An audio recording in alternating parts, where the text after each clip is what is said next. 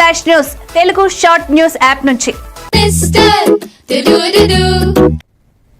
Welcome back. Srisaila దేవస్థాన trust chairman Pothugunta Ramesh Naidu Karivena సత్రం గోడ కూల్చివేతపై వివరణ ఇచ్చారు. అధికారుల సమన్వయ లోపమే సమస్యకు కారణమని, దురుద్దేశాలు లేవని స్పష్టం చేశారు. భక్తుల సౌకర్యార్థం 20 సెంట్ల స్థలం మాత్రమే వినియోగిస్తామని, కేటాయించిన స్థలంపై సత్రం అభ్యర్థన మేరకు నివేదిక దేవాదాయ శాఖకు పంపబడిందని తెలియజేశారు. ఓం నమ శివాయ. శ్రీ మాత్రే నమః.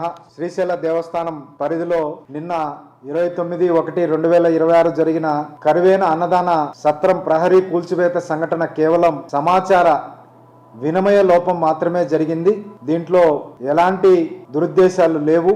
ఇందులో దేవస్థానంకు కానీ ధర్మకర్తల మండలికి కానీ ఎటువంటి దురుద్దేశం లేదు. దేవస్థానం తదుపరి చర్యలు తీసుకోవడం జరుగుతుంది. కావున ఈ విషయమై ఎవరు కూడా ఆందోళన చెందరాదని, ఎటువంటి అపోహలు తావు ఇవ్వకూడదని ప్రసార మాధ్యమాల ద్వారా మేము తెలియజేస్తున్నాం. ఇది దేవస్థానం ఎంతో పవిత్రమైనది.